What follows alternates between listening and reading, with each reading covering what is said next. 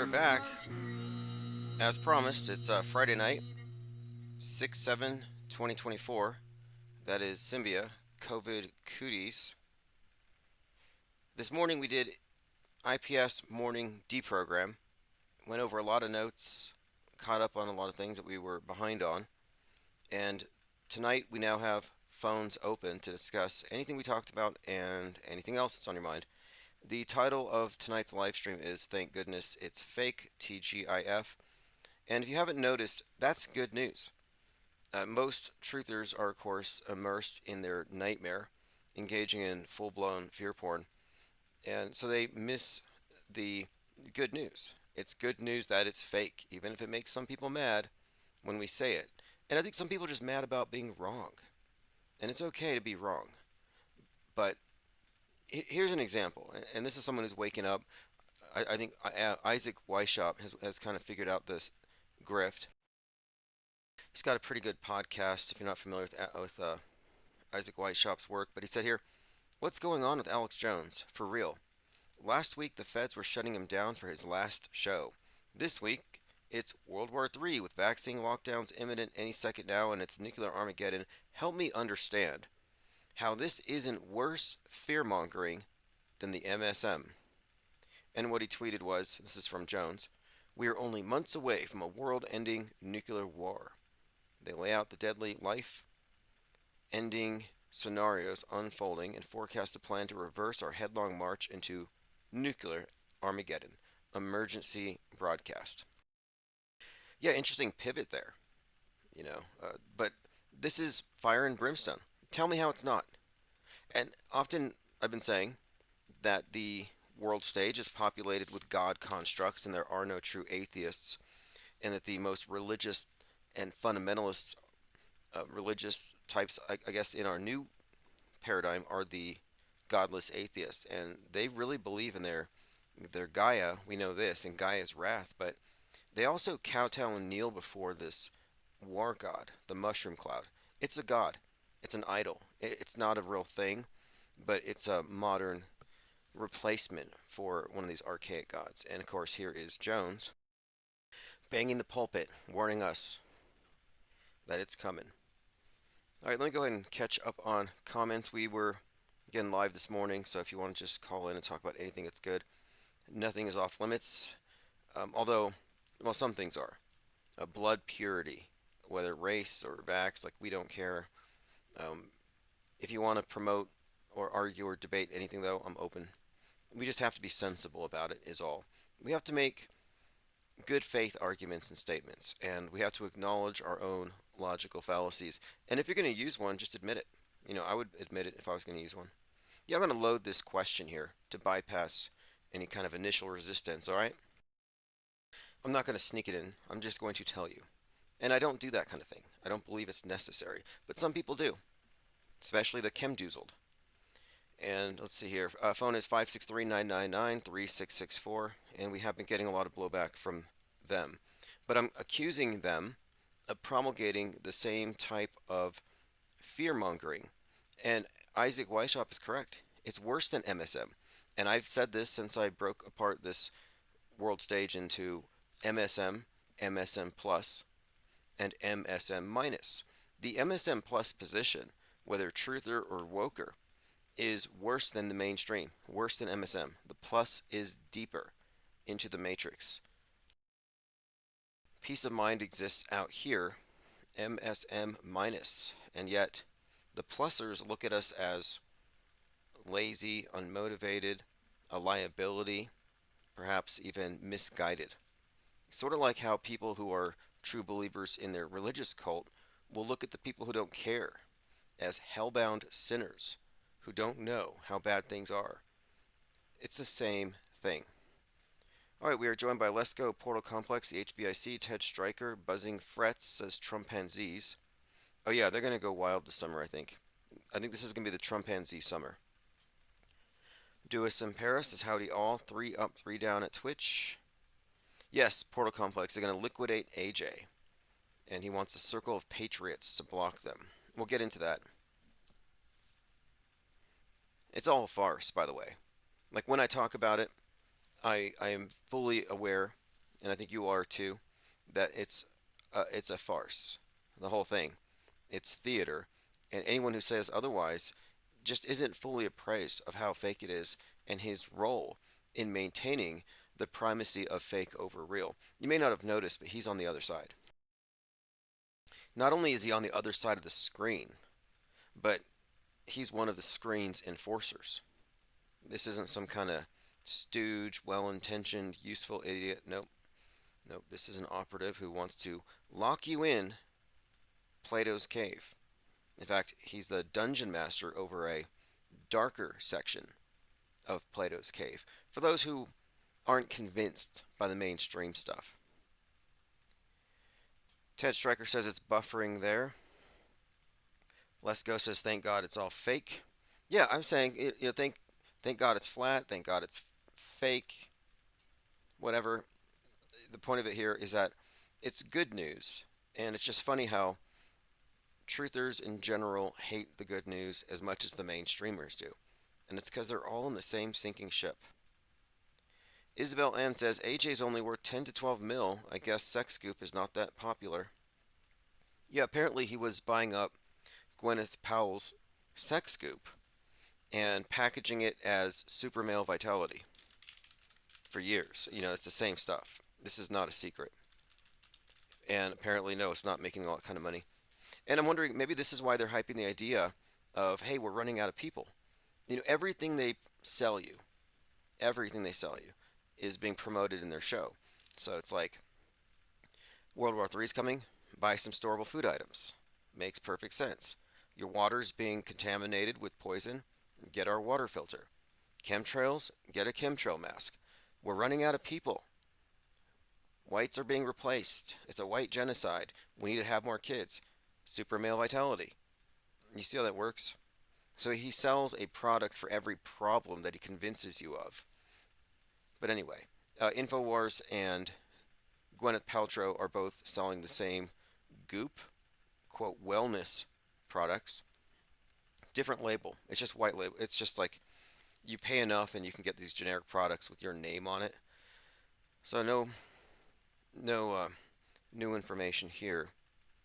He hasn't been advertising the new beef jerky Neighbor's Ass, which surprises me.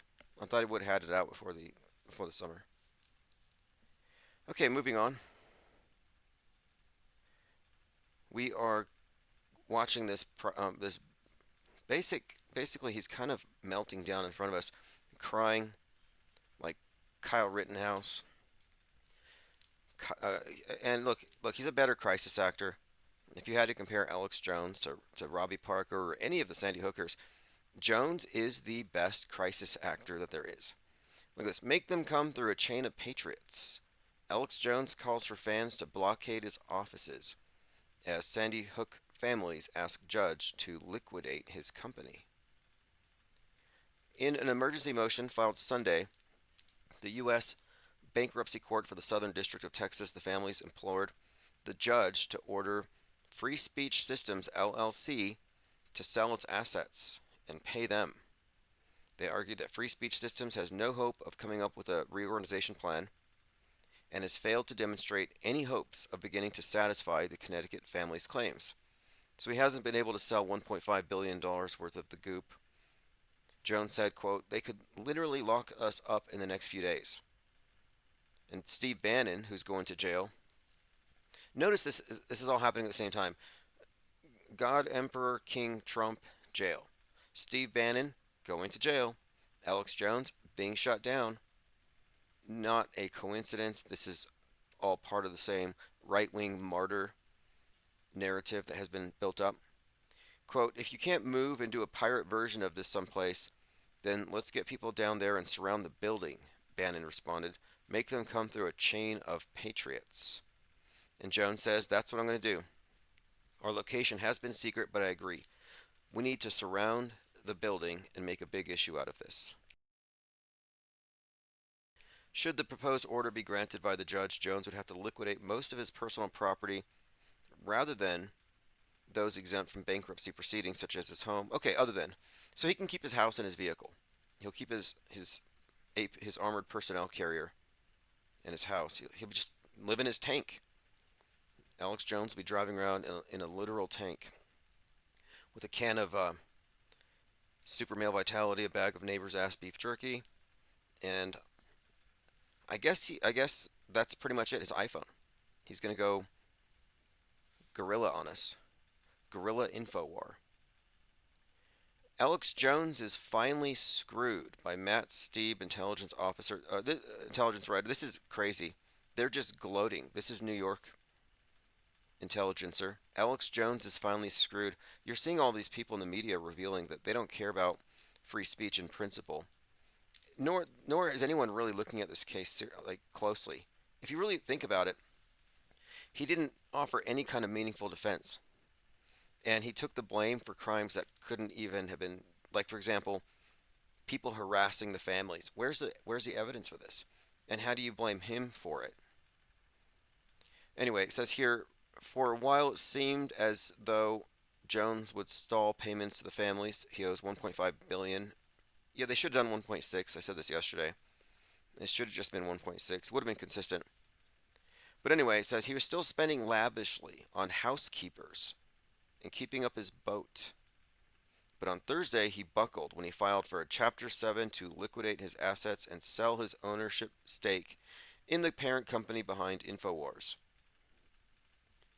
The move is a major win for the Sandy Hookers, who filed an emergency motion in federal bankruptcy court on Sunday, claiming that he failed to demonstrate hope of, okay, yeah, there's no way he's going to pay that off. And so this is it. On 6/14 Flag Day, Trump's birthday, Jones will have his hearing, and they'll determine how to move forward. And he said, quote, I'm in bunker mode. This is what he's saying here. He's going into the bunkers. He says, quote, all we're doing is trying to save America, and they're effing us over and over and over again. And it's sick, it's sick, it's sick, and I want it to be over, folks. So there you have it. By the way, President Trump raised $400 million since his guilty verdict. $400 million. That's incredible. Jail is the new Twitter ban, says Elephant Tusks. Yeah, jail's the new swatting. You used to get a lot of attention if you were swatted. Everyone did it. Tim Pool got swatted like 20 times. Gavin McInnes was faking swatting. Who didn't get swatted on the alt-right? Steve Bannon got swatted several times. And, this is all staged. It's all theater. It's all fake. What's her name? Marjorie Taylor Greene claims that she was swatted. She has home security. She's a congresswoman. I'm pretty sure somebody would have phoned her and said, do we need to send this? They would have contacted her first. It's not like you can dial a number and then a personal army will just go kick down someone's door and possibly kill them. It doesn't work that way. Well, she claimed that had she opened the door with her gun in her hands, she would have been killed, and it would have been dramatic. There was no chance of it. But anyway, everybody was getting swatted. Gavin McInnes, founder of Proud Boys, was busted faking it. And now the new thing is getting arrested. Getting arrested is the new getting swatted. And Trump has kind of set the template here, and Steve Bannon's jumping on the bandwagon. And Steve Bannon's going to be in for 4 months for contempt of court. But during this time, he may be called up on his brick thing. I don't know if you know the story, but Steve Bannon, a former, I think, editor of Breitbart, he was selling bricks. You could pay a certain amount of money to him and invest in a brick, and he was going to build the wall. Well, the wall never got built, but I think he made 400. No, was it $400,000? No, $4 million.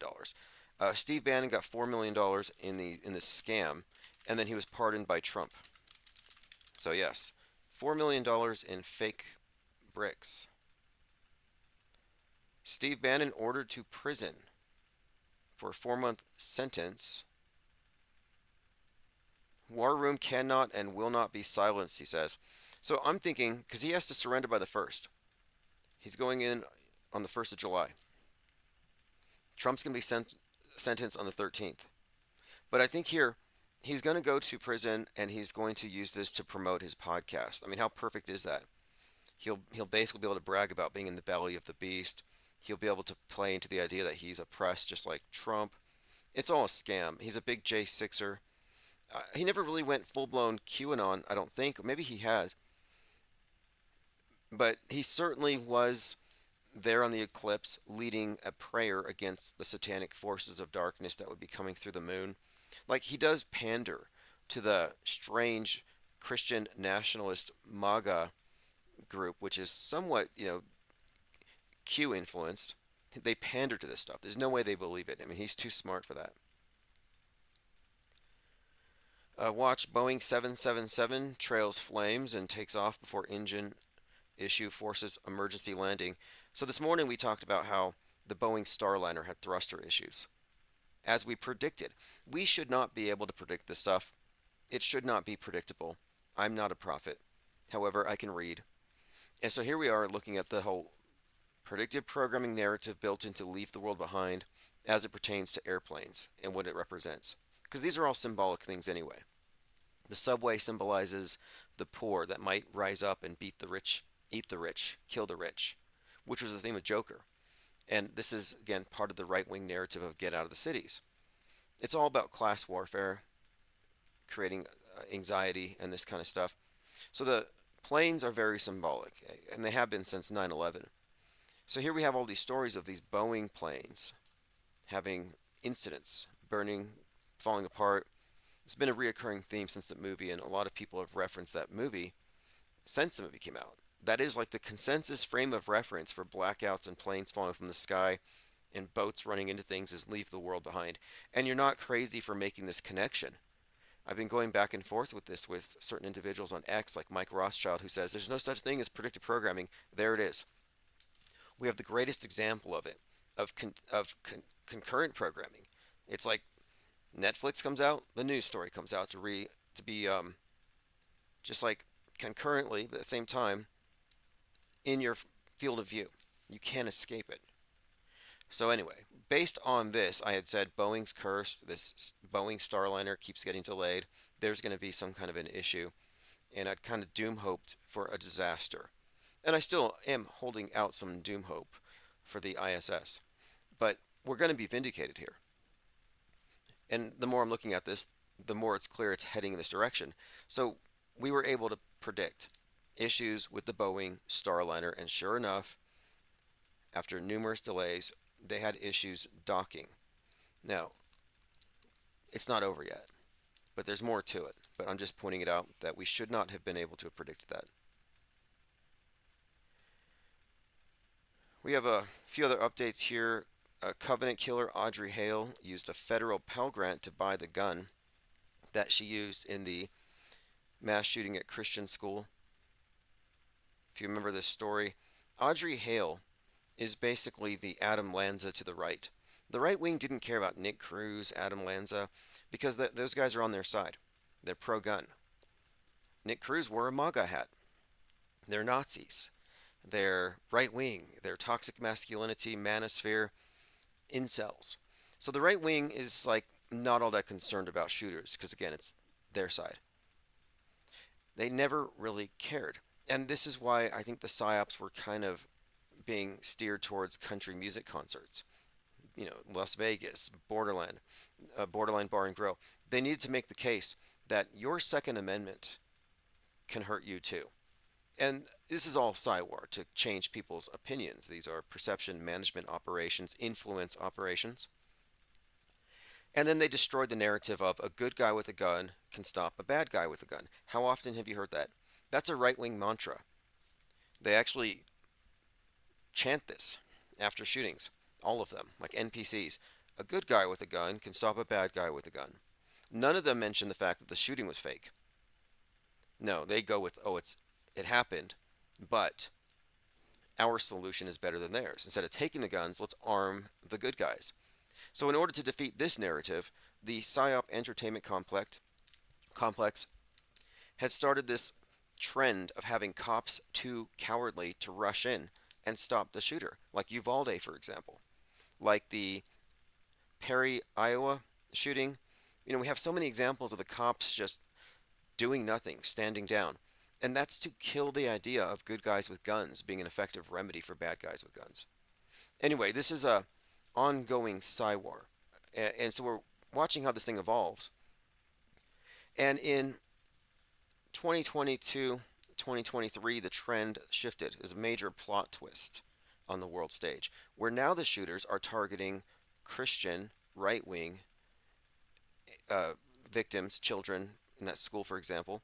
So it's the Christian right wingers, one. And then two, the shooters are coming from the left.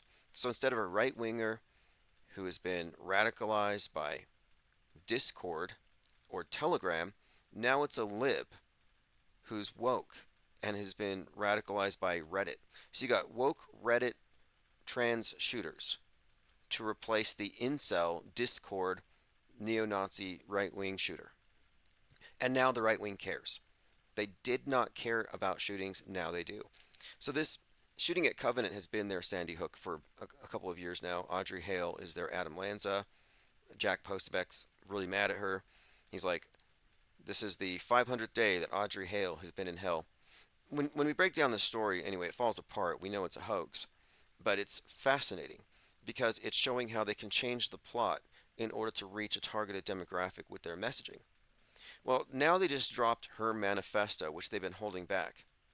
Now, the manifesto is being dropped right now, not coincidentally Pride Month, because this is a shooter who was doing so as sort of a revenge against conservative values, perhaps patriarchy, among other things. That's why during her shooting spree, she went into the chapel and there's a stained glass of Adam and Eve, and she shot Adam, killing Adam. This is all script. Anyway, let's look at this article. Covenant shooter Audrey Hale used funds from a Pell Grant to buy her gun. She took money from an education grant she received to purchase her weapons and to pay for training at a local gun range. Hale purchased several guns, three of which were recovered from the Covenant School after she died during an encounter with the Metro Nashville Police Department. Now, this is an exception. So, this shooting, in contrast to most of the others, this one had a first person shooter point of view of the good guy with the gun taking her out. Because this was a feel good story for the right. Like, oh, we took out the evil lib that was doing the shooting. Hale purchased these guns, killed 6 people, including 3 children. Again, if you believe any of that, you haven't done your research. I went through the manifesto, and I may go through some parts of it, but I think she was mainly lashing out against, I guess you would say, here it is. Nashville school shooter Audrey Hale's violent screed revealed. She wrote about her torture as a trans girl and how she would kill to get puberty blockers.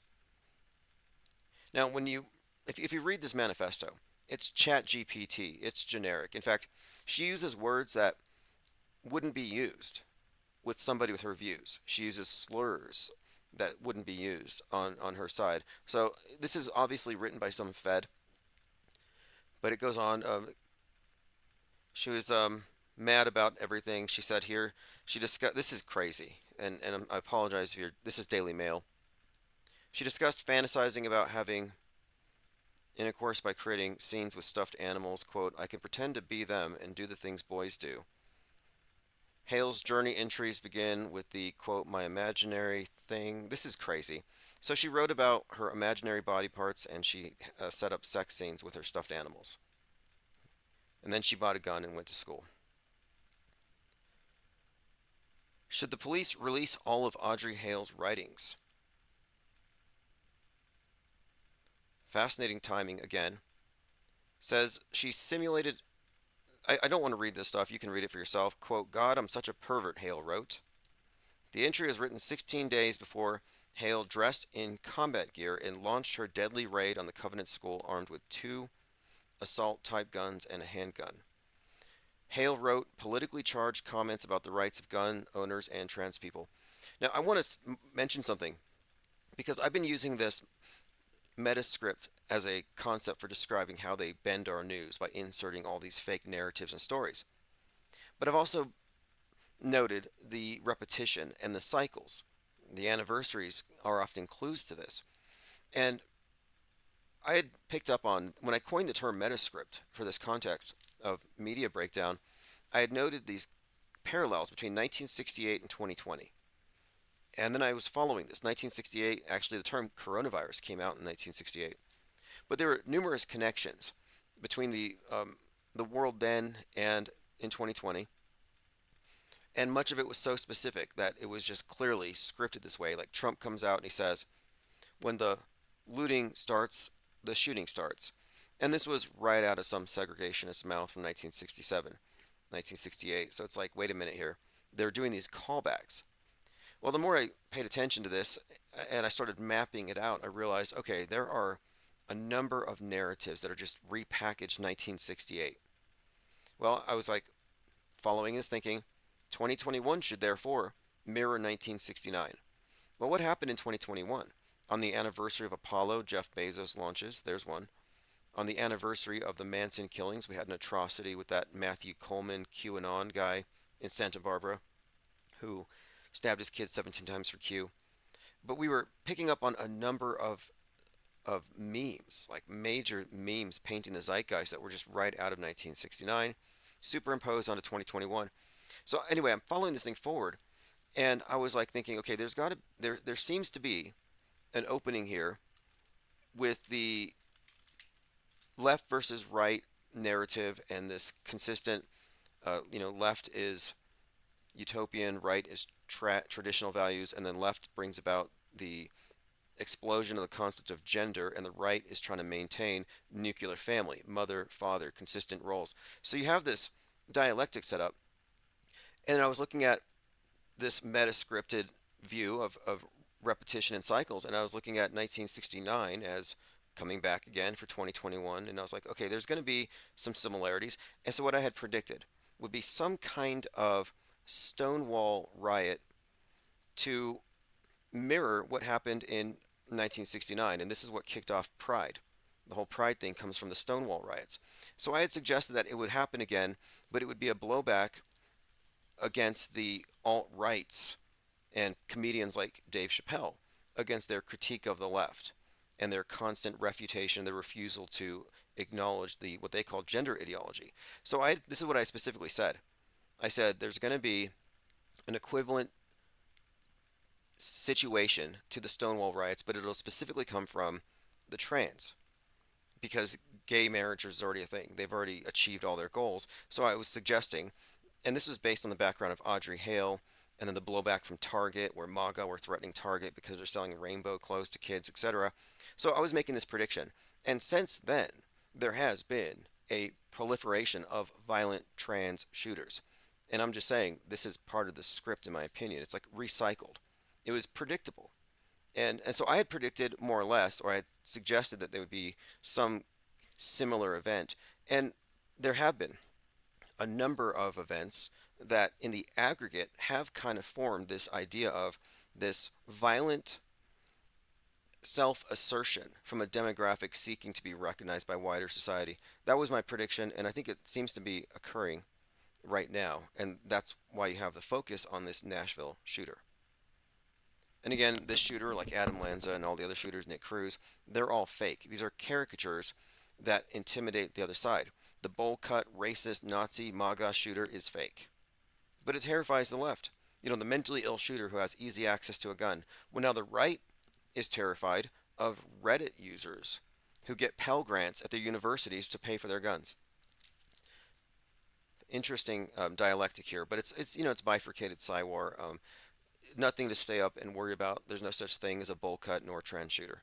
These are constructs used to intimidate and cow the population. Okay, I'm catching up on your comments. Pippi Langshoff says, yo. Elephant Tusk says, Tim, it'd be interesting to see if there's any upcoming video games that fit their narrative. Yeah, we need to get some video game experts in here. We have so many film critics and others who are just able to bring their own perspectives on this, but I've been finding that it's pervasive, it's everywhere, and video games are very telling. Just the cover, the concepts, like the Tom Clancy's Division has been built into some major video game narratives, and so the predictive programming exists through all these various media and platforms. And video game releases, the timing is everything. That's why Modern Warfare 3 comes out the night before 10/7. to get millions of people, tens of millions, hundreds of millions of people are plugged in to their simulated war game. Then they watch the news the next day and it looks the exact same. It expands their frame of reference, it puts them into that alt reality game.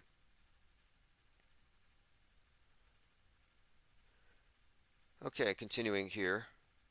Alu Goering says a good guy with a peen is better than a bad guy with a peen. I don't know what that means. Um, Portal Complex says the newsbenders actually have a manifesto department. Yeah, you know what? They do, and they recycle, they plagiarize. Somebody needs to get fired.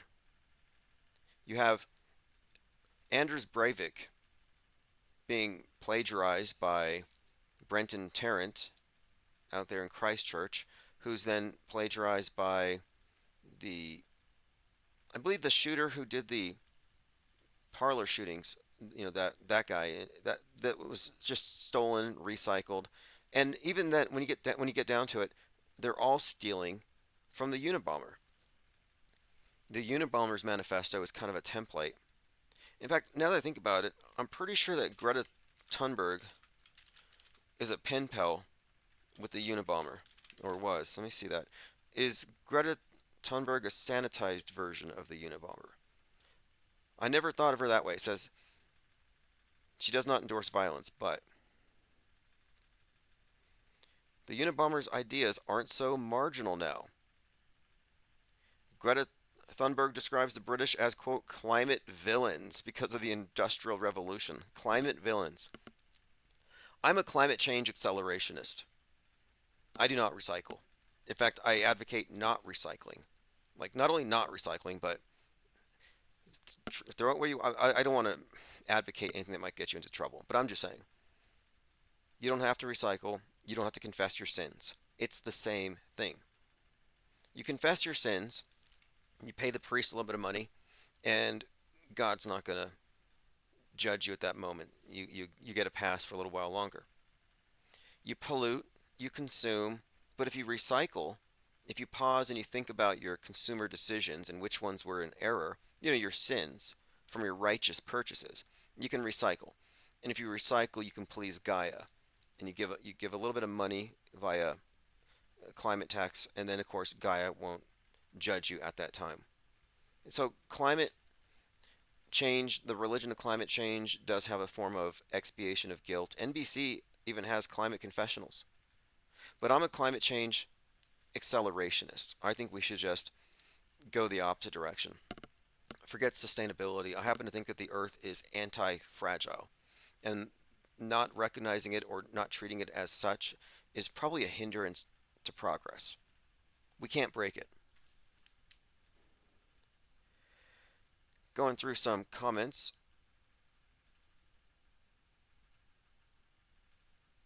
Angus G says the incel to trans pipeline. Well, these are parallel. So the trans shooter radicalized on Reddit is on the left side of the political horseshoe. On the right side, you have the incel shooter. And if you notice who they hate, okay, so the trans shooter hates the patriarchy. Audrey Hale is against the patriarchy. Like I said, she shot Adam. Who do the incels hate? The matriarchy, what they believe it to be. The incels hate women, Western women in particular, because they don't accept the power dynamic where they're less than men, where they are able to go work and vote. Now they're competition, and that's all because of the Jews. I mean, you get into their whole story. The incel has their origin myth. Interestingly, the incel is against everything that the radical Islamic jihadist suicide bomber is against. The West, the great Satan, Western women with uncovered hair. It's the same thing. So the incel shooter is the domestic equivalent of the holy warrior suicide bomber. And if you get into it, you're like, well, you have a sexually repressed terrorist who explodes himself to go to paradise and have 72 virgins. The incel, with his AR-15 symbolic of his, it's the active male principle, phallic symbol, shooting all the women, the one who did that in Palo Alto. Yeah, it's all just a story.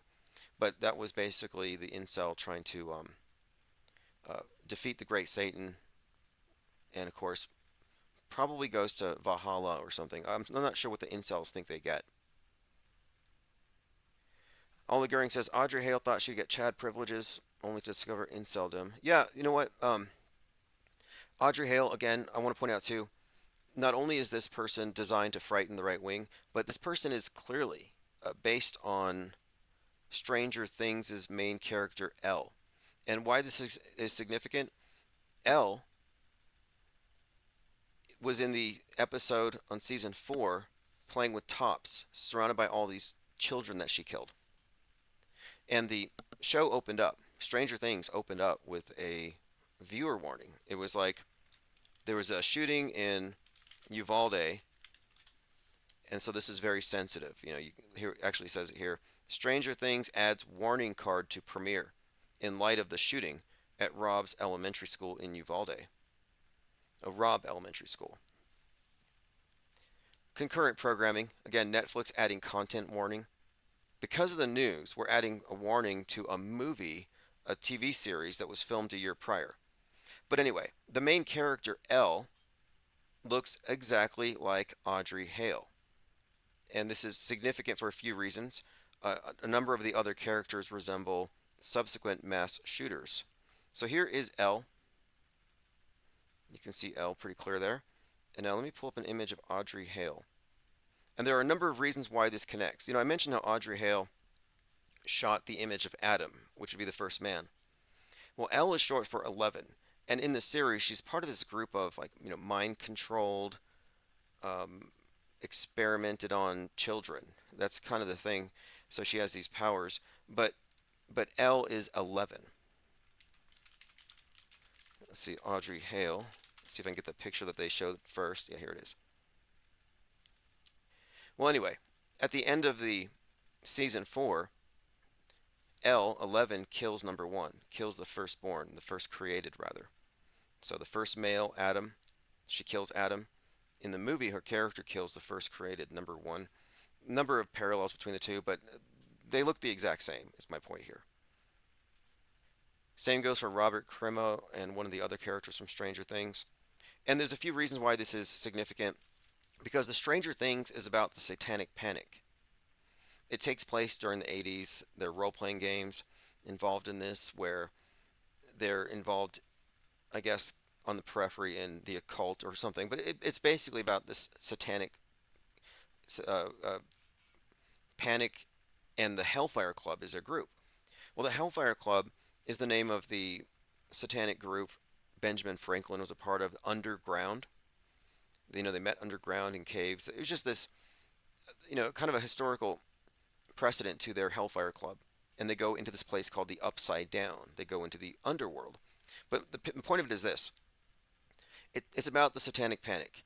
Audrey Hale has been championed or promoted as the person, as the, I guess, this is the new archetype to the right, but they've been presented by Jack Posobiec.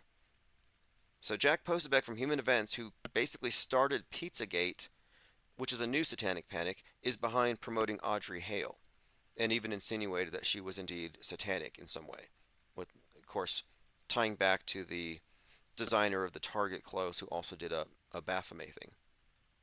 My point again is that they reintroduced the satanic panic, and the satanic panic is something that frightens the right wing because it's the traditional concept of sin, and it scapegoats the left.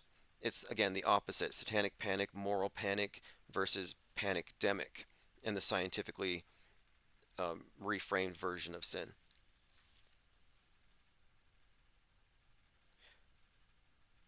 Catching up on comments.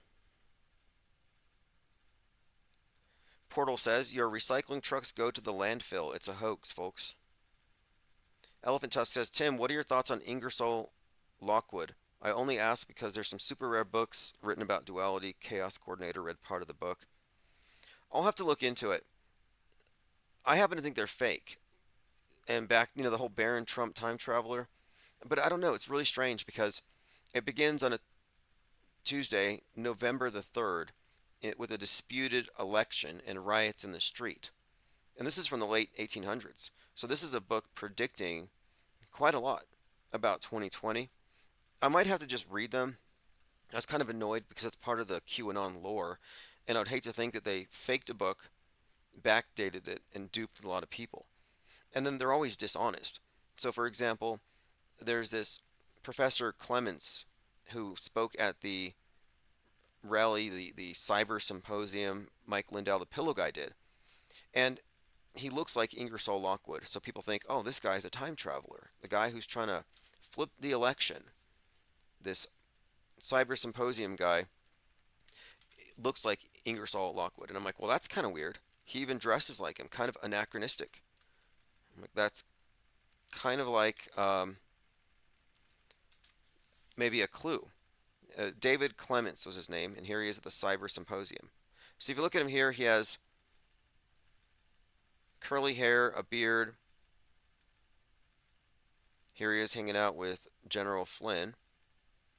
And he looks like the author Ingersoll Lockwood. Now, here's why it matters. He's the face of the Cyber Symposium, trying to flip the election or whatever. Ingersoll Lockwood, the author of the Barron Trump time travel books. Again, interesting that time travel is often a part of the Donald Trump predictive programming canon. The Barron Trump novels, and then he also wrote The Last President. But Ingersoll Lockwood looks like this Clements character. But anyway, the reason why I say these individuals are dishonest is that they create these misperceptions because that Clements character I just mentioned had previously looked like a normie. He grew out his beard, grew out his hair, and changed his wardrobe. It's like he's cosplaying. So I don't trust it, but I might have to review those books. I'll do propaganda review or predictive programming review. I might go through them. Okay, I'm catching up on your comments. Conscious Daughter says, did anything happen yesterday? It was 666. Well, Ryan Garcia's predicted earthquakes for Los Angeles and Las Vegas did not come true. Starliner had issues docking. Let's see, the liquidation. Yeah, InfoWars is being liquidated. Steve Bannon's going to jail. But no, nothing commensurate with the 666 date. No big psyop. But if there had been one, it would have been retroactively predicted by a lot of people with gematria calculators in their back pockets. Isabel N says Cyber Polygon this year is 9/10, 9/11. Ooh, good to know. So Cyber Polygon is this exercise for computer hacking, cyber war, and our infrastructure being significantly disrupted. So they had scheduled a Cyber Polygon event, like a tabletop event, the World Economic Forum and others, and they canceled it. On the day it was scheduled to occur, it happened. The thing that they were drilling for happened in real life throughout Canada. They had all kinds of shutdowns and disruptions. So the drill obviously went live. And I think they were testing their capabilities for the future. So the fact that they're having some kind of a cyber polygon event scheduled for 9/11, that is noteworthy.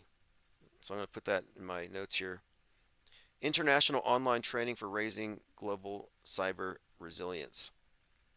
And in Berlin, they just fake killed 900 people in a mass casualty simulation.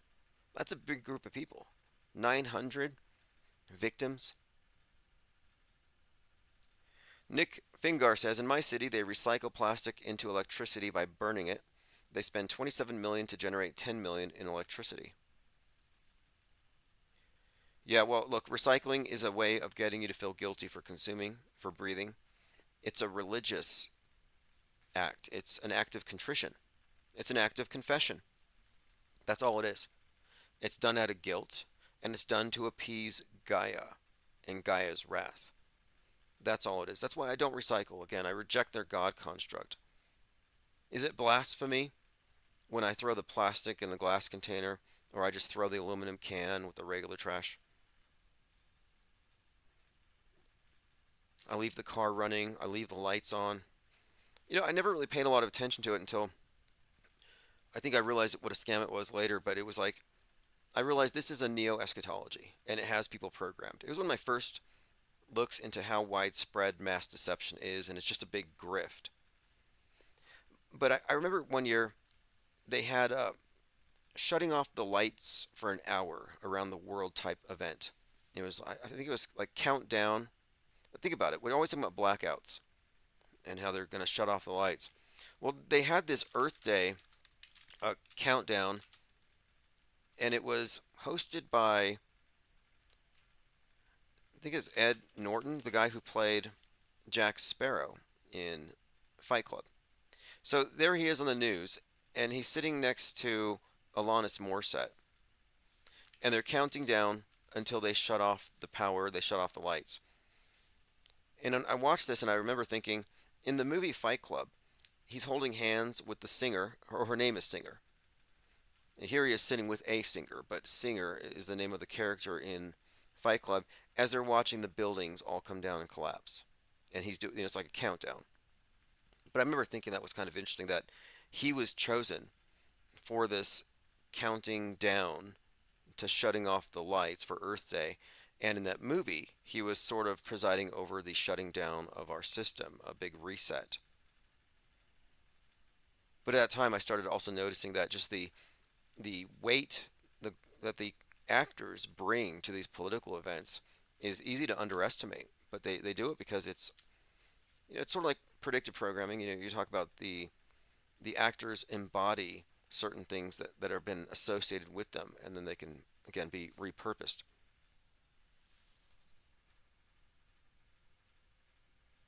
Okay, continuing. Commenter says Trump said he can solve the homeless problem overnight by putting them in asylums. The world stage is a massive open air asylum. We are in a massive asylum. Subjectiveville. Swirling Spice says Seattle AP William Anders, former Apollo 8 astronaut, was killed Friday when the plane he was piloting alone plummeted into the waters off the San Juan Islands in Washington state. Yeah, thank you for bringing that up. Well, we were going to talk about that because we were talking about this Boeing Starliner, a disaster waiting to happen, and how it has two astronauts. So look, Starliner spacecraft docks after thruster issues.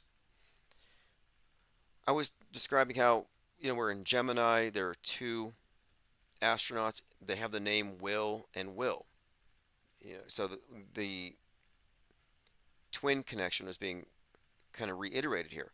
So anyway, we're looking at the event as we do as media deconstructionists, looking at the symbolism, not taking it as being 100% literally true. So we had already noted the wills. So Violet had noted this: the Boeing Company commercial crew, Wilmore, that's Barry Wilmore, one of them, piloted the space shuttle Expedition 42, and then the founder of Boeing was William E. Boeing. So we have Butch Wilmore and then William something, two Wills. And now we have a third Will. So Violet says Will, Will, Will. Former astronaut William Anders, who took iconic Earthrise photo, dies in plane crash. So the guy who took the iconic Earthrise photo just died. Former Apollo 8 astronaut took the iconic Earthrise showing the planet as shadowed blue marble from space 1968. And he was killed Friday in Washington state. Again, the significance here, we've been talking about these wills. And now you have an astronaut named Will. 90 Apollo 8 astronaut crashed his T-34 off the Washington coast. Now, I would suggest this is fake and likely tied into this narrative that we have been following. He was flying a T-34. So this will be talked about quite a lot because it's an Earthrise thing. Now, what does this mean? I'm not quite sure. Here he is holding a model of the Saturn rocket, I believe. The iconic 1968 Earthrise while the Apollo mission was. This is the one. This is the actual photo that he snapped. If you believe it. It was the first colored image of Earth from space. He spent 26 years working for the government, and Was the lead commissioner for nuclear and non-nuclear power for the five-member Atomic Energy Commission. Well, nukes are fake. Moon landings are fake.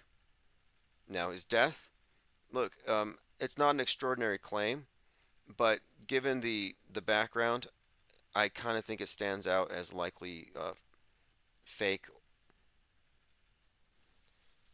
Elephant Tusk says, Tim, I heard your 33 versus 42 explanation this morning. It reminded me of when Cappy fell to his death at the age of 42. Oh, yes, 42 days after he was indirectly threatened by Tom Hanks. The 42-year-old fell 22 feet onto Route 66. So what happened was Tom Hanks was accused by Isaac Cappy of being a pedovore. Well, then Tom Hanks snaps a picture of roadkill and a glove and a bottle cap on Route 66. And he said, could it be roadkill or something like this? So people took it to mean he threw the glove down like a gauntlet. The cap, Isaac Cappy, roadkill, Route 66. And then 42 days later, Isaac Cappy is roadkill on Route 66, having been tossed off the bridge by Chet and Tom Hanks, and then he hits the ground, and then a truck runs over him. Something like that. And Isaac Cappy is easily, I guess, the center of the QAnon pedovore Hollywood elite adrenochrome junkie psyop. He gave it credibility. He claimed that he was there in the Hollywood Hills and the elite have, hidden rooms where they store their children. He made all these extreme claims and then he dies very suspiciously. What do you make of it? Commenter says nukes are not fake. How do you sleep at night? Do you have a bunker? Do you take iodine? Do you have any kind of protective equipment or protective gear? EMP could be a thing. Like if I believed in nukes, I would not be sitting here on the internet chatting with my friends. I would be in full-blown panic mode. Like, why aren't you panicked if you think that nukes are real? Just like if I believed in chemtrails, I'd be wearing a mask and I'd be locked down. I would be probably protesting it. I mean, I'd be doing all kinds of things. But I'm just saying, if you think nukes are real, why aren't you a little more triggered right now, a little agitated? I'd be so terrified. You're just not scared of nukes? That's weird. Conscious Daughter says, have you noticed there are no more mental institutions, but there's an increasing number of mental illnesses as of 2024? 150 years ago, there were dozens of mental institutions across the country. Interesting observation. I'd have to look into it. I mean, I do have some experience in that, because of family and otherwise, and I have been in a couple of mental institutions. In fact, interestingly, I was working for the county morgue a couple of years ago, and I had to pick up someone. Well, there's a couple, and they had the same last name as me, and it's just Bones. It's like a desiccated corpse and a pile of bones, and this is in northern New Mexico. So I drive up to northern New Mexico, and in Las Vegas, New Mexico, there's a mental institution, and there, in this mental hospital, there's a little more a reefer room, a morgue, where basically someone dies or someone's found, they get dropped off there, then somebody from Albuquerque drives up from the morgue and picks it up and transports it. So anyway, that was my job. So I went into that mental hospital to pick up a pile of bones or a couple bags of bones, and I remember when I was walking down the hallway with the security who let me in, I was noticing this elevator, just kind of this elevator door. It's mostly dark, and the elevator door's a little down from the room where the remains were. And so I'm looking at this elevator door, and I didn't have any reason to be staring at it, but I was just kind of fixated on it. And it's late at night, dark hallway. I'm not afraid of the dark or anything, but my intuition, for some reason, sometimes compels me to pay attention to things, even if I don't know why. So I didn't really know why I was looking at it. Anyway, um, when I'm done with this whole thing, I get back to the county morgue, the state morgue rather, in Albuquerque, and the morph tech who was signing in the body said, "Oh, did you did you see the elevator?" And I was like, "What do you mean?" And he said, "Oh yeah, there's an elevator there, and the rumor is that people hear things in there because something like 75 years ago, some nurse had been trapped in there with a mental patient who stabbed her to death with scissors or something, and people heard her screaming. So there's claims, because they had shut the elevator down, that it's haunted. Now, I didn't hear anything or see anything, but it just, my attention was fixated on it. And when I got back, someone was there to inform me that there was something very peculiar about it. And, when you talk about these things, it's always kind of funny when you talk about these things because you can find them almost believable. Let me catch up on comments here. I didn't mean to get sidetracked. Someone says asylums are coming back. Isn't that what universities are for? See, we're entering the safe space age. And I've talked about this before. We've gone through a series of transitions from we need a safe space on universities to protect libs from right wing ideas, from conservatism. So they have safe spaces. I remember reading about this thinking they really need to be physically separated from ideas that they don't agree with. That came back in 2020 in the form of social distancing, where now we have to have spaces from others because they might be carrying something that could physically harm us. But then that rapidly transitioned. They transitioned the physical virus into the mind virus. The mind viruses now cause you to be a carrier of the physical virus. So this is a stroke of genius strategically because they were able to acclimate the public to the concept of the mind virus super spreader that you have to quarantine from. So now you need a, a safe space, not just physically, but mentally. But how can we do that if cyberspace is a commons where X is run by a madman? We can't. So mind junk infecting cyberspace, mind viruses promulgated throughout cyberspace, unmitigated. This is a problem reaction solution scenario. So we're in the process of waiting for the big one, the big mind virus to have some kind of, I guess, escalation. I happen to think that they're going to say mind viruses radicalize the right into nuking Seattle or into doing something. But anyway, my point is, of course, this worldview warfare is just so incredible that they've managed to lull us all into an alternate reality.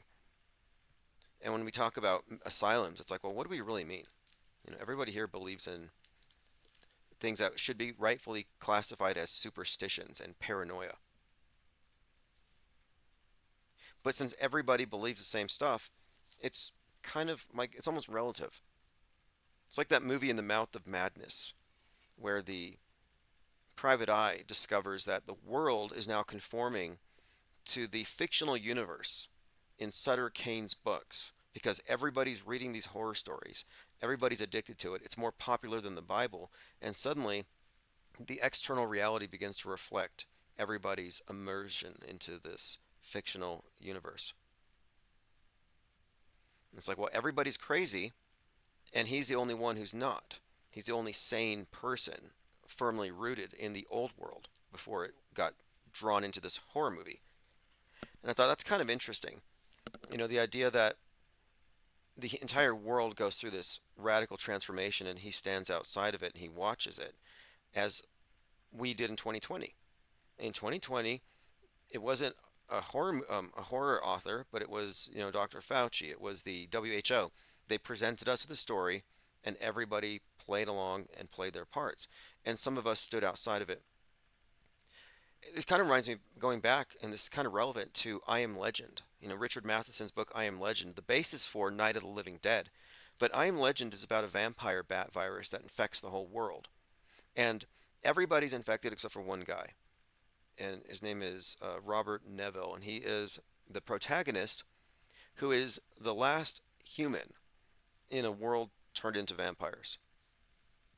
And just as we have legends about Dracula, because he's a singular entity who preys on humans at night, the I Am Legend book ends where he's basically their Dracula because he's this human hunting vampires as they sleep during the day.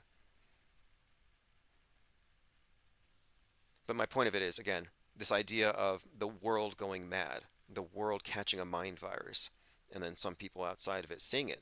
And that has already happened. The advent of the nuke, the moon landing, the JFK assassination, I mentioned already 2020. All of these transformative psychological operations that engulf the entire world, they do take us into an alternate reality game. And if you're a non-believer, of course, you're exiled, outgrouped, and censored. We have a world of programmed people, and then you have the programmers. And many of the programmers are obviously programmed to some extent. They're not fully deprogrammed. And there are no unprogrammed. Just as a rule of thumb, you wouldn't have that. Everybody's immersed in it. So you have the world of the programmed, and the alt programming is contained within it. But when you recognize it for what it is and you acknowledge the world stage as a model, you can achieve deprogramming, which is kind of what we're talking about here. Deprogramming, which is disabusing ourselves of bad presuppositions, informing ourselves about the reality of perception management of psychological operations as the standard operating procedure.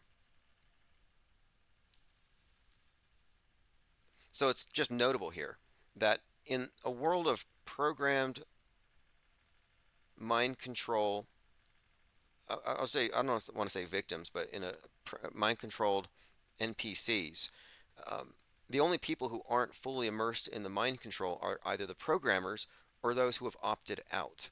And interestingly, those who opt out will invariably have a more accurate view of things than those who are part of the programming at various levels.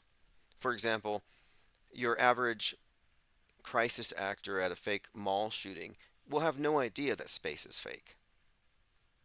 There's levels to this thing. So we started from the top, which is, kind of helpful. We have the overview effect, the true overview effect, not the fake one the astronauts get when they see the Earth from space and their jaws drop and they say, wow, it's so fragile. No, we have the true overview effect, which is the understanding of the world view as a model. Not the fake globe that we're looking at from a distance, but recognizing the model that we're all opting into, that we're trained into, is simply one of many models. I listened to this interesting interview with Scott Adams on the And Culture podcast, and he was talking about how many climate models there are, hundreds, and how when you have so many models, it's very easy to just look at the one that is accurate and ignore the rest, and then lead with that. And I'm like, that sounds like truthers with gematria calculators. It sounds like an easy way to confirm a bias, as long as, of course, you're able to exclude from most people's awareness the fact that these are all interchangeable models. So I have chosen to exit the model where mushroom clouds are a thing. Well, where the nuke is a thing. The mushroom cloud image is always like terrifying for people. I don't see that thing as anything more than a joke. I don't live in the world where North Korea is scary. And again, if you believe in nukes and you think they're not fake, how do you live? Like, how are you not scared? I'm very curious. Elephant Tusk says V for Vendetta fit 2020 perfectly and it took place in 2020. Yeah, the St. Mary's Plague. V for Vendetta, the whole anonymous mask thing.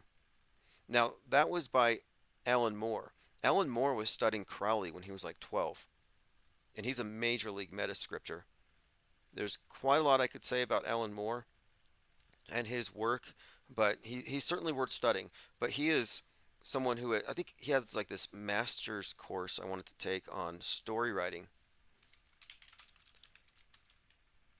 And I believe it had something like, let's see if I can find it. I'll look into this later. But anyway, his storytelling thing, creative, captivating storytelling with acclaimed author of V for Vendetta and The Watchmen. That's right, he did The Watchmen. Interesting. But no, he's a metascriptor of note. We need to have a list of all the metascriptors and mind map it out. We're going to have a Metascript auto hoax conference or something because some of this stuff is so intricate. We could stay up for days, quite literally, just building out our maps. All right, phones are open. I think I have a couple of callers on queue here. Infinite Plane Radio, thank you for calling. Hey, what's up, caller? Can you hear me? Hey, Tim, this Yes. is Jurassic, man. Oh, good to hear from you. Oh, So yeah. what's Hey, going on? last What's night going on? Yeah, last night somebody was talking about Fallout having this Elvis character that everybody worshipped. I don't know if you caught that. And that it ends with New Vegas, but it looks like the Seattle Space Needle. So just another connection between Elvis worship, the Space Needle, and the nuke. You know what? I don't remember now because I did see a little bit of the fallout. Are you talking about like the that series that there was like seven episodes or something? Yes, and I haven't gone through it all, but somebody had I'm not. mentioned it last night. There's this Elvis character. But anyway, hey, we're just 4 days away from this very interesting date. Any updates or anything else? Because I haven't caught your live streams in the last couple of days. No, it's just the same old, trying to just prove the obvious that I've done already 100 times. But I mean, it's all new. I mean, there's a bunch of new stuff, yeah. But you know what I was calling about? Listen, there's a there's a couple of idiots in your chat, which I don't even care. It doesn't bother me. But I just want to, just in case somebody wants the answers to a couple of those idiots' questions. Uh, they're saying that the numbers don't match on leap year. It absolutely matches. What it is it's about getting rid of the twin number because Elvis had an identical twin that was sacrificed or died at birth. I'm not sure what they did, or even if he existed, or if he's still alive. None of us know. But when Elvis was born, he had an identical twin that supposedly died at birth. Now, and that's why the Twin Towers fell 66 years after Elvis was born, and the word twin equals 66. And uh, the whole point of the leap year is also a twin number. Every number has its twin because it connects to each other, and that's why they have to get rid of the twin connection. And I'm not going to explain it here. I'm just trying to make these few dummies in your chat who don't understand logic. If they were watching my video and they understood, I mean, they had patience, they would completely understand it. But because they know that I'm calling them out as dummies, they're trying to make me look bad. But then they'll Well, look, see. They're there's that. going to eat their words anyway. It doesn't matter. There's the expression by Aristotle. It's the mark of an educated mind to entertain something without believing it. And I'm not interested in critics who can't reverse engineer and dispute what you're saying. All they can do is troll because I'm looking at the facts, the dates, the alignments, the narratives, and the way that it's predictable. Like we're predicting things. We're in the sense that we're on a thread here. We're following something that's unraveling, and it's intriguing. It's fascinating. You can't just dismiss it with some kind of mockery based on a misunderstanding of it. So yeah, I tend to ignore Yeah. these trolls.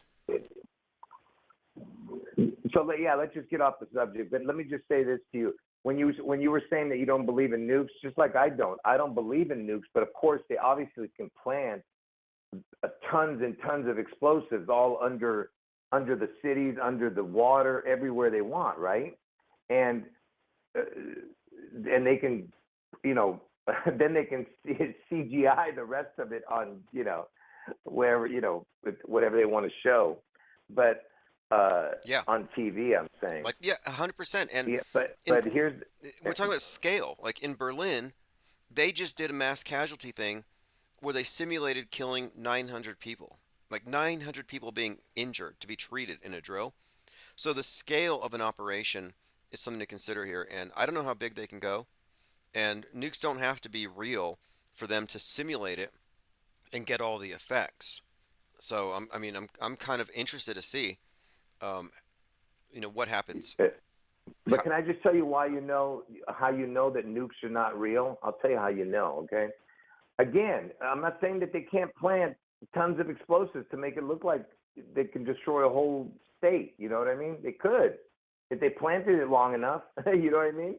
And uh, but here's how you know. All right, because if the first person that strikes Do you think that they're actually just going to sit there and wait for the person to strike back? Do you get what I'm saying? Like, let's say Russia or whatever, whoever wants to be the first to strike. Let's say they struck Washington State, like that we're saying something's going to happen on June 11th, right? Which is what I'm saying. And so you're telling me that they're going to strike it, and then after that, they're not going to be worried that their whole country's going to be gone? I'm talking about if we struck back with a nuke. Do Yeah, you get what I'm saying, or you yeah, don't and get that? no, no, you're right about it. And Putin has been in the news lately in regard to this, and I think it would be a chain reaction thing. And there's no reason to think that if they do pull off a 9/11 size psyop, that it's going to be business as usual. No, they're going to screw everything up, dominate the news cycles. The public's going to be panicked. It'll be chaos. It'll be a nightmare. It'll be such a massive loosh But harvest. yeah, but you get what I'm saying, right? I mean, what is the person let's say that Russia did do it? Do you think they're just going to sit on their hands and wait for to be blown up? I don't even understand the logic of nukes. So that means whoever strikes first has to strike and destroy everything. Oh, I see what you're saying. Because if they Yeah, get yeah. Interesting. yeah, because if they what they're going to do, just sit there and wait to be attacked after? Do you get what I'm saying? Like, the United States is going to come back and throw every nuke at them, right? Supposedly. Hmm. Okay, so the movie ISS is about Russia and America mutually bombing each other, just nukes, nukes, nukes. And so they're up in the space station and they have to fight it out to see who gets to control the space station. But the whole thing is premised on mutually assured destruction. It's not just a one off, it's a back and forth and then it escalates. The only listen, the only possible explanation that they could do is, let's say that Russia did throw off one of their, let's say they throw off a supposed nuke, right, and it hits Washington. Uh, then what is Biden and them going to do? They're just going to sit there and just debate it, you know what I mean, and wait for the elections and have Trump elected. I mean, I don't like. I'm trying to figure it all out, but look, this is another scenario. Let's say that we did go to war, and it delayed the presidency thing. But here's the thing: Trump, uh, he still would have to be the 47th president. So I don't think they're gonna make like I don't think that Biden's gonna die and have Kamala be president or anything like that. I still believe that Trump is going to be the 47th president, and then eventually he's going to be the pigeon peckers' messiah, the people in, the chosen one's messiah over there. Yeah, And that's another uh, element to it. But what do you think of this? Because this yeah, blackout stuff. Because when you say we say nukes, like they simulate a nuke, but there's gonna have to be blackouts, and there's just so much predictive programming for this. We just had this Obama movie about a blackout, and the Super Bowl 47 was the one that had 33 minutes of darkness. It was called the Blackout Bowl. So I took that to be foreshadowing. Super Bowl 47, 33 minutes darkness, Blackout Bowl. Fast forward to this presidential race, 47. It just seems like there's a big buildup. And the only way we could have any kind of a blackout, I think, would be electromagnetic pulse, which has been heavily foreshadowed since, well, the last year it's been pretty heavy, but the last Godzilla movie, for example, or Ghostbusters, the EMP theme is a reoccurring thing. And of course, Godzilla is a metaphor for the nuke. So whatever they do, in addition to faking the bomb, they're going to simulate power outages. They're going to instigate or stimulate. They're going to, in some way, create a period of darkness, at least for a large swath of the country, if not world. well, look, we'll see what happens. But let me just say this before I leave, because I know other people want to get on. But just what I was trying to say was, let's say they had an election and Trump was elected. This is after his head wound, even. Let's say Trump gets his head wound on August 4th, like I'm saying, on August 4th, Trump gets his head wound in Ohio. He gets his head wound. They proclaim him dead, and he's survived. I mean, he somehow miraculously makes a recovery out of his brain dead coma or whatever the hell happened. So after he gets his head wound and he's still on the ballot with the vice president, they elect him president, but so he wins the presidency, but he doesn't take office if there's a delay. If they go to war, right? Isn't that what happens? They delay so the president stays in power, the whoever's president at the time. Yeah, yeah. That's what's been hinted at by General Flynn. Well, that could possibly happen. That's all I'm saying. Yeah, that's what I'm saying. So let's just say that's the only scenario to make this last a little longer. But I don't know what's going to happen. But we'll see. All I'm saying is June 11th, Washington State gets struck. August 4th, Trump head wound. That's it. And the June 11th event somehow connects to Elvis in the future. All right, folks. Awesome.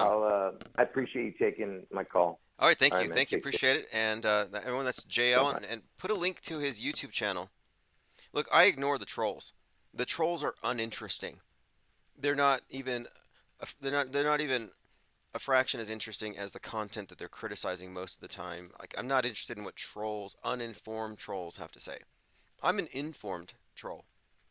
You know, when I say something in a trollish fashion, maybe referring to a certain group of actors as the Sandy Hookers, I do so from an informed perspective. I know very well why I'm asserting this. So my criticisms towards those Gematria calculator prophets is based on an understanding of their flawed methodology. What I've been speaking of here with JL26 for some time is something that actually parallels with what we predominantly do, which is media analysis. And as the history is playing out before us, you can pretty much see that it's being steered. Now the question is, for some, is it being steered in supernatural ways, or is there a more mundane explanation? And I'm mostly interested in the technology, the machinery here, the architecture. That's my primary focus. And so I'm not taking sides in the political horseshoe. I don't believe in bowl cut shooters or Reddit shooters or any of this stuff, or nukes for that matter, but I do know that we have to consider the role of fakeability.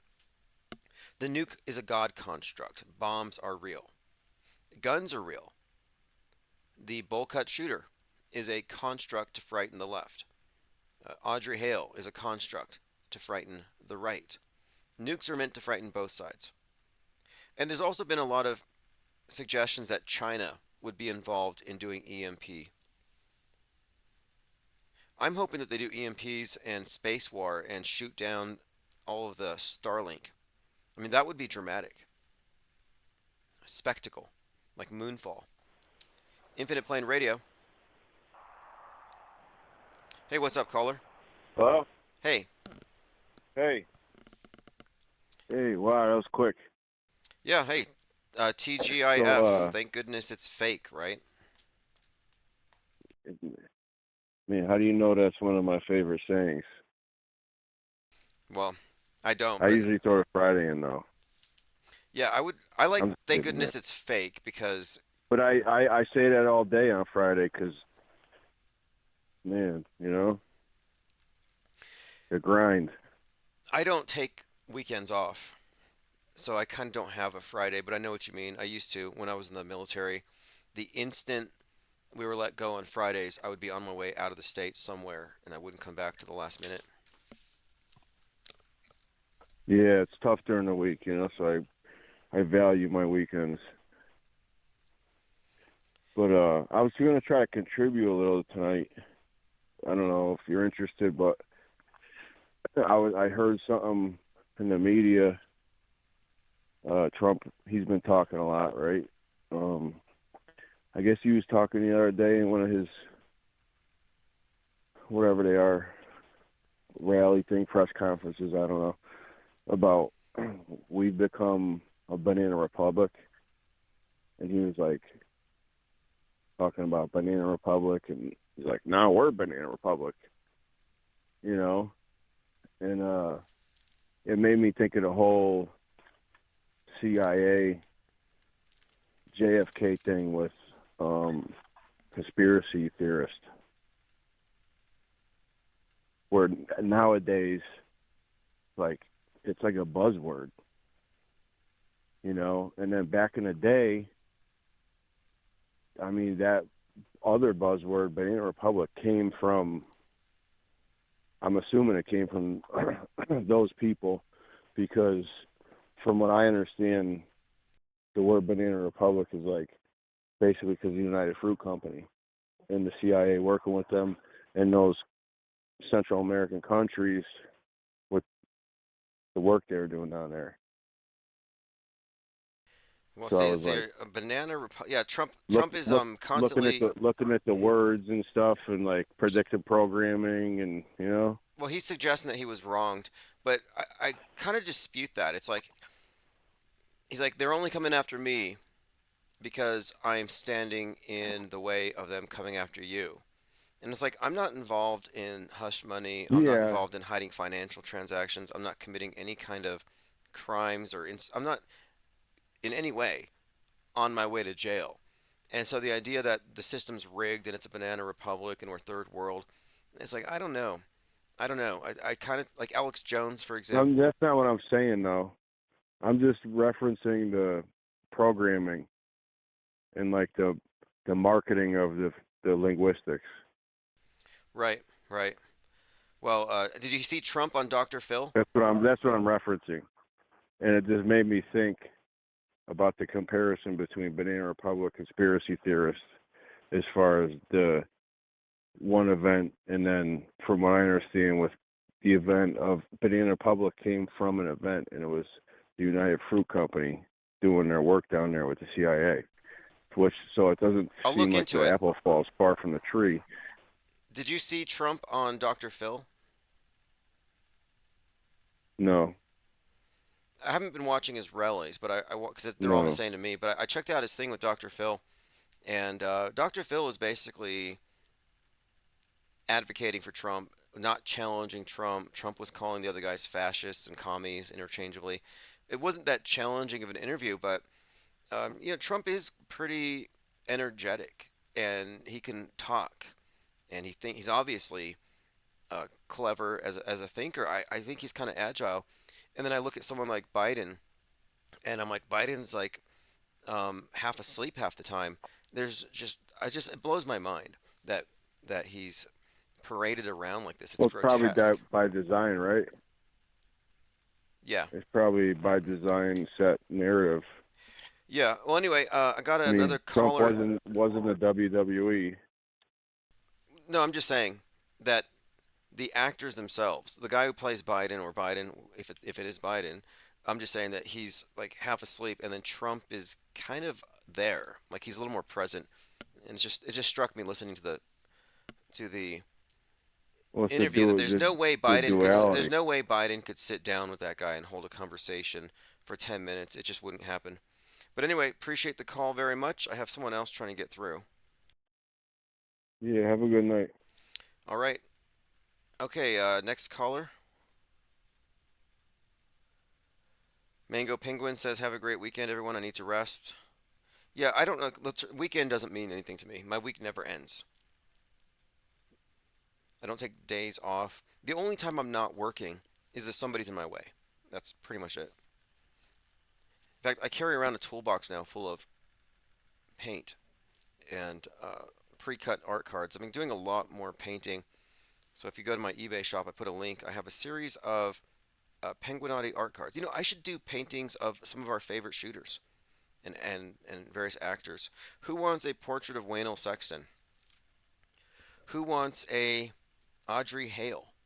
I will do. I should just do it live. I should do live portraits. I've done it before. Audrey Hale would be a good one. Maybe I'll do a mashup. Audrey Hale and Elle. Very interesting. And I barely scratched the surface on this, but when Jack Posobiec was describing Audrey Hale as being in hell, and for days he would, or for months, Jack Pizzagate Posobiec would be saying Audrey Hale is now in hell for 33 days, for 34 days. Every day on his podcast, he would mention that she's in hell. Well, in Stranger Things, Elle is in the upside down, the underworld. She's going through hell. and she's part of this group called the Hellfire Club. See here, Jack Posovic. Audrey Hale has been in hell for 51 days. It has now been 52 days. My point being, this perfectly tracks with her Stranger Things counterpart, who's traveling in the underworld with the Hellfire Club. Elephant Tusk says, Waynell Sexton with George Floyd floating above her with angel wings. See, I don't think George Floyd's dead. And, well, he's not dead, is what I'm saying. He didn't die. He didn't die of systemic racism. He didn't die of fentanyl. He's just a crisis actor. Like, I would like to do a painting of these people who aren't dead. Like, let's just get all the death fakers into a big portrait, like a big photo, group photo. Group photo with all the major death fakers of note. Like Chadwick Boseman, Kobe Bryant, George Floyd. Maybe throw in, let's see. That'd be kind of interesting. Just to bunch them all into one big shot. I'll take suggestions. I'll take suggestions. So I'll definitely take that into account. I like that idea. Maybe a mashup or a painting with or a group photo of top five mass shooters, like Klebold and Harris and Lanza.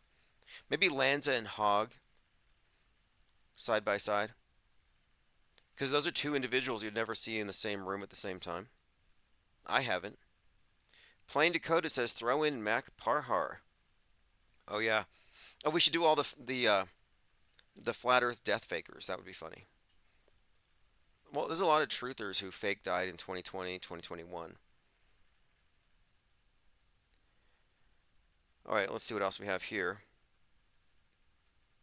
Interesting comments all around.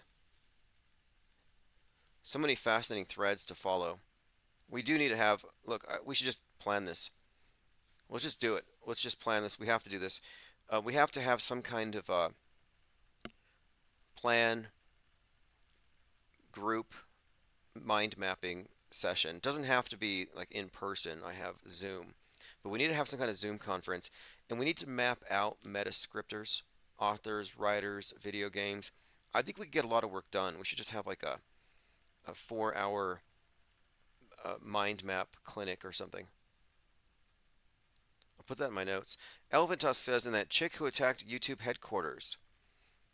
Oh yeah, the one who attacked YouTube headquarters because they demonetized her and she looked like a total CGI construct. What was her name? What was her name? I know that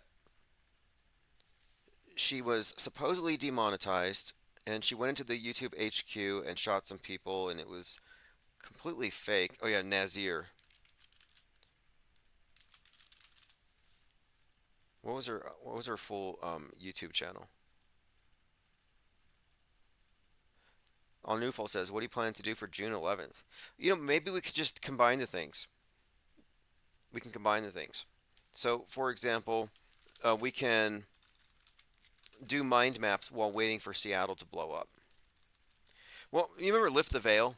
Lift the Veil was somewhat popular in the realm of, I guess, he was on Dark Matter for a little while. He did a lot of conspiracy, kind of a Q guy. But Lift the Veil was obsessed with the YouTube shooter. In fact, he even had her on T-shirts and stuff. Her name was Nassim Agdam, Iranian American who entered through the exterior parking garage. So I did a search for the shooter. I found her name and everything.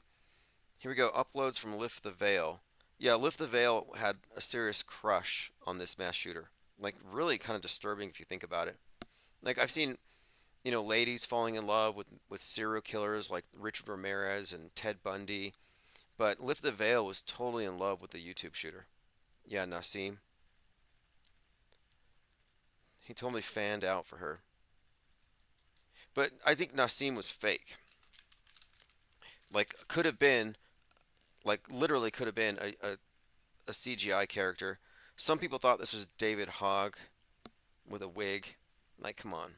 Everybody can't be David Hogg. It's Adam Lanza, that's it. Her videos were unwatchable. Okay, this is a real person. This person is outdoors. I just couldn't tell if this person, if this was a LARP or if it's mental illness. I don't know. It was one of the strangest chapters. As weird as Elliot Rodger. Strange character. Psychoanalysis of mass shooters. YouTube mass shooter Nassim Agdam. Means bird in Farsi. Interesting. Salty Siren says that thick neck. Dewis Impera says, seems like they want to score that 6-11 goal, but we're playing such good defense they can't slip through. Hey, look, they can't call it off. I mean, look, I don't know. I mean, this is so tricky. It really is. This is perplexing at times. Like, what would they do if they had a lot of people who were expecting it? Would they change it? Can they change the script? Well, I think it's somewhat fluid. They could make certain changes. They can adapt. It would have to be adaptable. But there's no way they could change something like a 9/11 or 6/11. It's just too much. I think the case here that it's like it's. I would almost say it's predestination in a sense. Like it's set in stone. Some things you just can't alter, and the dates would be one of them. I don't see them changing it. Okay, moving on. 6/11, a few days away. We will be live working on mind maps.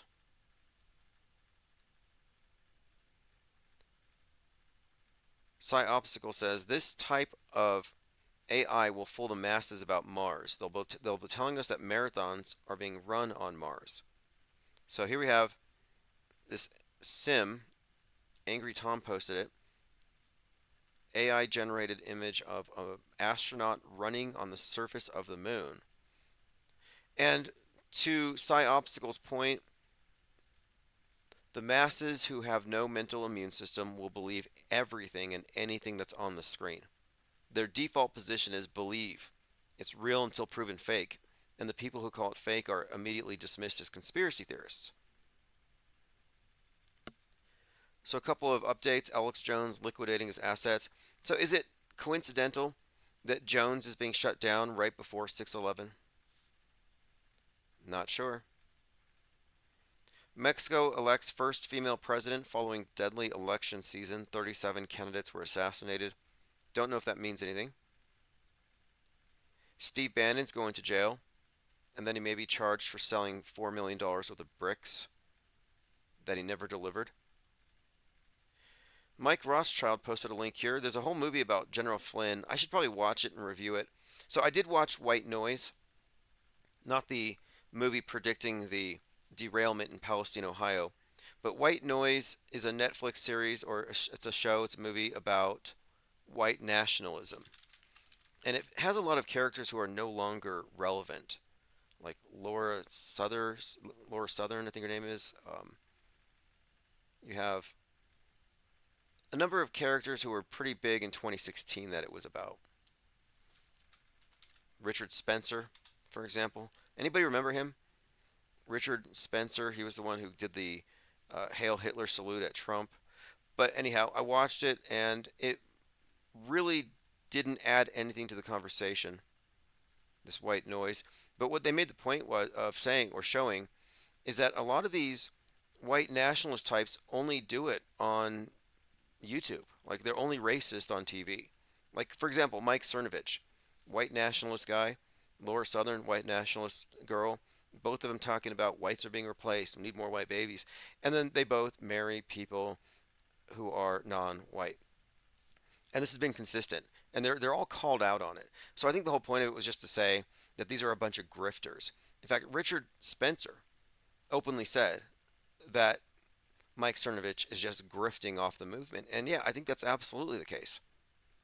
It's kind of interesting how his wife, his Iranian wife, is kind of dismissive, and she's like, no, he hangs around us and Muslims, and he's nothing like what you see on the internet. But I'm going to watch this one on General Flynn. We're warned here by Rothschild. Apparently, he spends a lot of time shirtless. So I'm not looking forward to seeing General Flynn shirtless, but he is the center of the QAnon psyop. So he's a character worth studying. Anybody care to guess how many years of service he had? We're talking about Mike Flynn. How many years was he in the military? Pop quiz. and it kind of connects to the height of the Trump chicken. Anyone care to guess?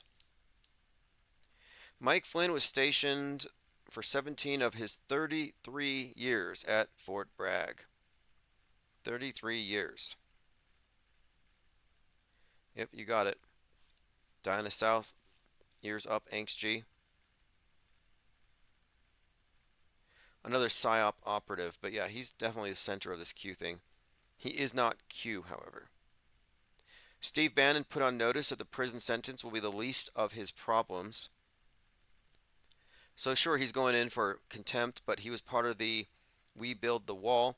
Bannon stands accused of, and this is the guy who was telling Alex Jones to form a human shield around InfoWars. Bannon stands accused of fleecing thousands of Trump supporters $15 million through We Build the Wall, promising border security that never materialized. These are the people telling you to be afraid of immigrants. Steve Bannon's the top of it. He's like, you must fear the illegal aliens. And then he raises money to build a wall and does what with it? They buy themselves lavish lifestyles. They live lavish lifestyles. Alex Jones to liquidate assets to meet the $1.5 billion Sandy Hook judgment. If agreed to by a court in Texas, he could lose ownership of InfoWars. Again, there's a lot of grave dancing. China faking space. We've talked about this a bit. China's space station is pretty shoddy. I was disappointed. I was hoping that the Chinese space station would be an improvement on the ISS, and then they could bring down the ISS, and they will have advanced their visuals. But no, it's actually the opposite. They went back in time. The Chinese space station is worse than the ISS. They've stepped back in special effects. I'm not impressed at all. It's like if you ordered the ISS on Wish, this is what you would get. Let me play a clip here from Space Station are getting ready to teach their first science class from space. Hello there, you're watching The World Today, coming to you live from Beijing. I'm Xiao Yang. Chinese astronauts will be giving a lecture to young students on Earth this afternoon from the nation's space station. So what's being pointed out here, and there's an explanation for it, and this is a great example of how gaslighting works. So you see a jar of water, and the jar of water is just sitting on the table, and the water is not floating around. Now, this seems kind of jarring at first. Like, how does that work? How do you explain that? I don't have an explanation. Globies, glurfs, NASA fanboys don't have an explanation. However, there is an explanation. It's already been hit on Snopes. They said something about why this can work, why the water would stay in the jar. So this is like one of these things where it's been fact checked. But how does it stay in the jar? I don't know. But there is an explanation. What I'm saying is that even though the believers in the space station won't know how to explain it, they'll believe whatever explanation they're given. In fact, here it is. Video of water in a glass on the Chinese space station doesn't prove that they're not in space, but it's surface tension. The water in the cup didn't float due to surface tension. That's their explanation. False. Water in container does not prove that the space station is engaging in, quote, deception. There's a lot of blowback at this particular claim. A lot of it. And I sometimes wonder if they put out bad claims in order to debunk them. But anyway, I still find I'm incredulous. I don't believe it. I don't believe that if space was real, you could have a jar of water or a cup of Starbucks and the surface tension is going to keep it from floating around. I actually don't believe that. I find it hard to believe.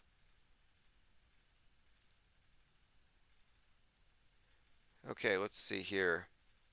Microgravity pocket, says Lean Dion. Yeah, it could be a glitch, could be a goof, but whatever it is, I just find it to be very unconvincing.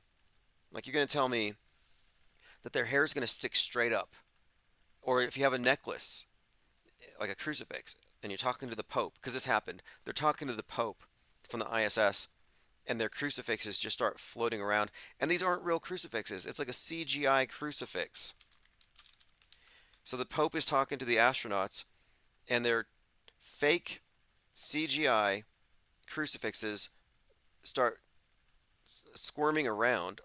And I'm like, wait a minute here. So everything in space is just going to be floating around like this, and yet the water in the jar is just going to kind of sit there. How convenient. In fact, I can find it here. Pope asks the astronauts about man's place in the universe.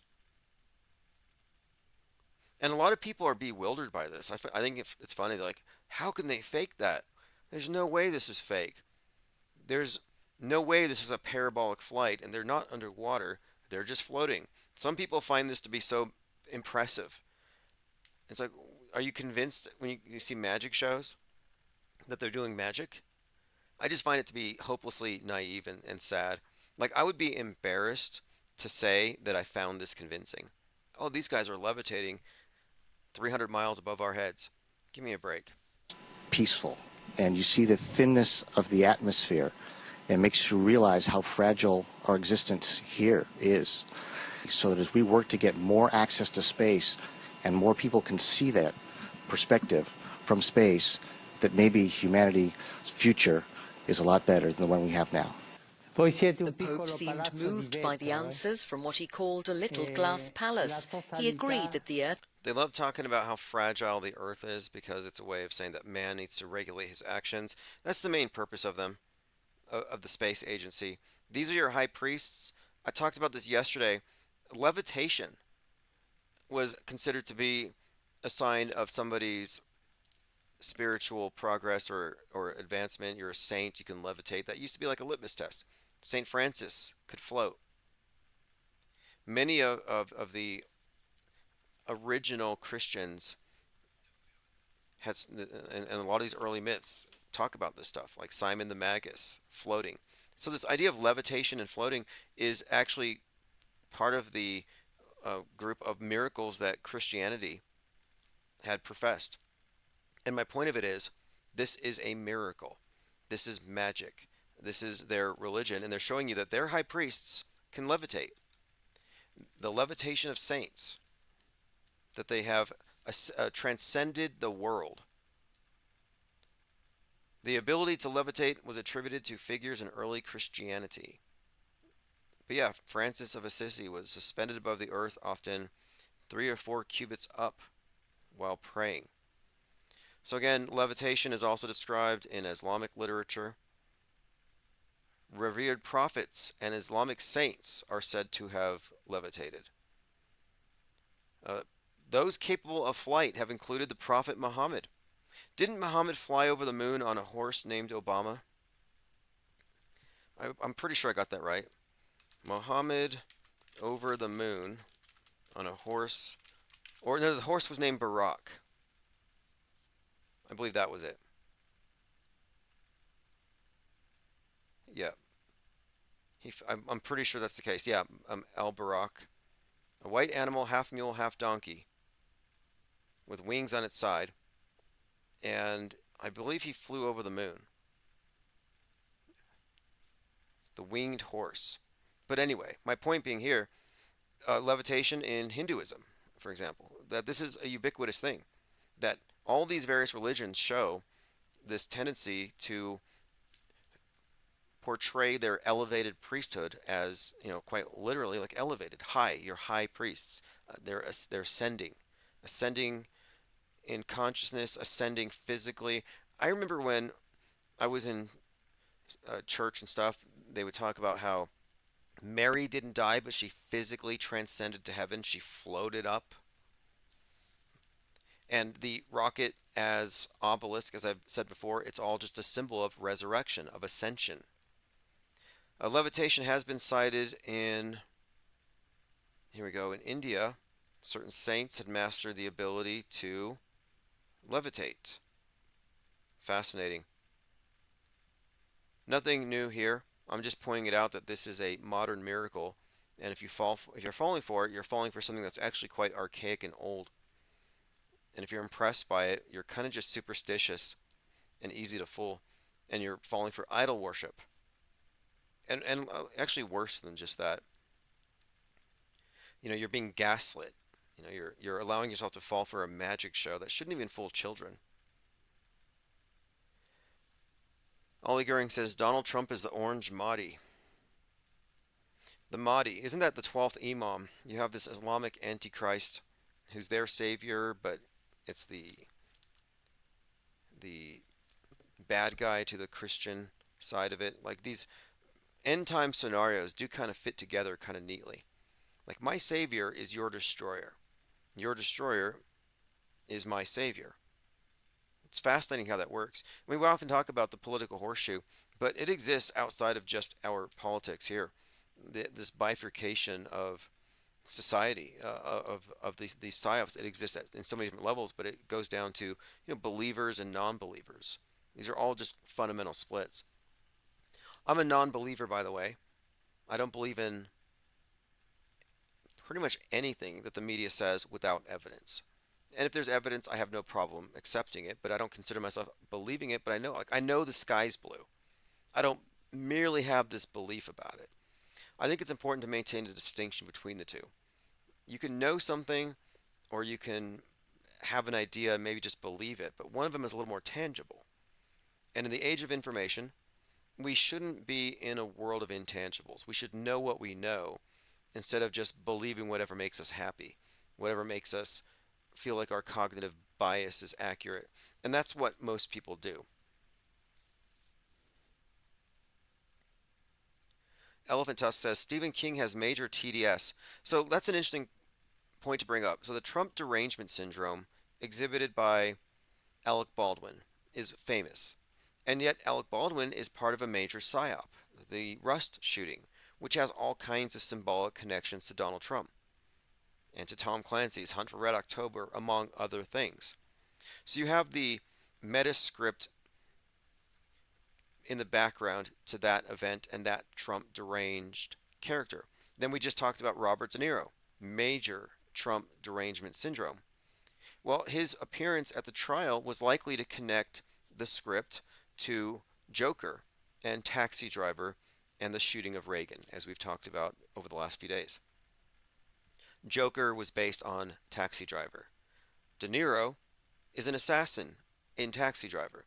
Taxi Driver inspired would-be assassin John Hinckley to shoot Reagan. De Niro shows up in Joker later and gets shot on TV, and Joker is based on Taxi Driver. So these are some of the connections that we were talking about. So his Trump derangement syndrome is performative. It's part of this ongoing psyop. They want you to be deranged if you're on the left. So Stephen King's Trump derangement syndrome isn't principled. He's not just some unhinged liberal. No, he's an operative, a psyop operative. And it's pretty clear to me now, having looked at I've looked at his work for a long time, and how he fits into this Metascript in many different ways. And The Stand, for example. The Stand had a 42-year reboot, I believe, in 2020. The Stand, predictive programming, the Dark Tower stuff, but specifically The Shining. And of course, Stanley Kubrick's connection to Stephen King. And the sequel to The Shining, Doctor Sleep, which has a character who predicts 9/11. The Shining has predictive programming for 9/11. So taken together, looking at all this, Stephen King's Trump derangement syndrome is likely nothing more than part of his role as a provocateur with a leftist view. And you see this throughout his work. I often talk about Stephen King's various books and how he basically reinforces certain themes throughout all of it. Now, Newful says, the non-believers numbers is so tiny. Oh yeah, we are a small group. But here's my point to doing this quarantining and parallel media. So you look at the vast number of people in the box, the billions of programmed. Then you have a very small number of programmers, those in the know. Then you have those of us who are engaged in the deprogramming. And my purpose here is to outnumber those in the capstone. We have certain insights. We have figured out a few things. And these insights actually place us at a higher level of being informed than most of the people in media, in politics. Most of them don't know how fake stuff is. They're still bewildered like everybody else. It's a world of ignorance and darkness. And in order to know what's real, you have to be shown the light. You have to be initiated, or you have to figure it out. And I used to point out that we in the IPS have more insights into how things work than your average run-of-the-mill member of the Masonic cult or anyone who's part of the media matrix. They're not going to know as much about how this stuff works as we do. So I used to kind of jokingly refer to the IPS as a new Illuminati. The idea being sort of Promethean, the concept of Prometheus, where he goes up to Olympus, steals fire from the gods, and then he lights up civilization. Well, the darkness symbolizes ignorance. Of course, he was punished for spreading the light. The light represents the insights. Like, oh, look, they're using psyops. They manipulate us. They use years of preconditioning to get us to believe that this stuff is happening so they can write history. They're bending reality in this way. And we figured this stuff out over time. And I think what I'm saying here is essentially that we can outnumber those in the know at the highest level. We can outnumber them, and we're not bound by NDAs. We're not part of the system of controlling anything. We can just do damage. We can just unravel this as best we can, as much as we can. I'm very curious to see what kind of damage control is even possible once we really get the ball rolling here. And it won't be difficult to outnumber them. One of the reasons why I insist on this tabloid being called Insider is because it just correlates so many of these concepts. The insiders, those who know stuff, and those who figured out what the insiders know, have certain insights. And the Promethean idea of spreading the fire, revolution, fire on the mind, hot skulls, insight or incitement, is all tied into this concept here of taking the information that is for the privileged at the capstone level and open sourcing it for anyone who can figure out what to do with it, who can grasp the implications of it. I mean, it's a major paradigm shock to the system waiting to happen. I'm just curious to see how resilient the system is. Okay, I'm catching up on your comments. Someone says, Clockwork Orange was a test to see if the public could make a hero out of a psychopath. Yes, fascinating movie. Quite a lot we could get into there. The eyes being held wide open, and it kind of goes along with Eyes Wide Shut. And I think both of these indicate something about the nature of our subconscious mind, how it's eyes wide shut and it's eminently programmable, and they just data dump content into us to program us 24/7. Commenter says, Robert De Niro would be the one that head wound Donald Trump-like actor shoots Abraham Lincoln and JFK. Oh, that's right. An actor shot Lincoln. So, yeah, the connection here is this. Robert De Niro's character on the Joker movie gets shot on TV. Joker represents the political left, the chaos agent. In the movie, it's pretty apparent kill the rich is the theme, and he is a hero. He's like a Marxist class warrior shooting these rich guys in the subway. And of course, his clown mask is symbolic of the fact that the rich have made everybody into clowns. But the Joker as the chaos agent, as the shooter, makes a lot of sense when you look at also at the previous event outside of the Trump trial. You had Maxwell Azarello setting himself on fire. Well, Azarello is the name of an author of one of the major Batman, Joker, DC comics. But interestingly, this Azarello character, this guy who burned himself on fire, who self-immolated in front of CNN of all things, he was pictured with a shirt that says "Eat the Rich." In fact, I think he even roasted next to a hot dog stand. It's kind of an inside joke. And CNN is all talking about how they can smell his burning flesh. 90 seconds. Okay, phones are off, by the way. Appreciate the calls. Got a good call from JL G33. Anyway, the point I'm making here is that eat the rich. and he's this Joker-esque character that goes right along with the Joker movie.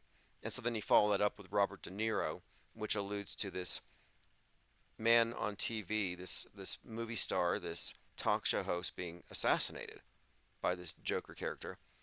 And this ties back to the first arrest of Trump, where he's on trial and Joker 2 is being filmed outside on the 44th birthday of Heath Ledger.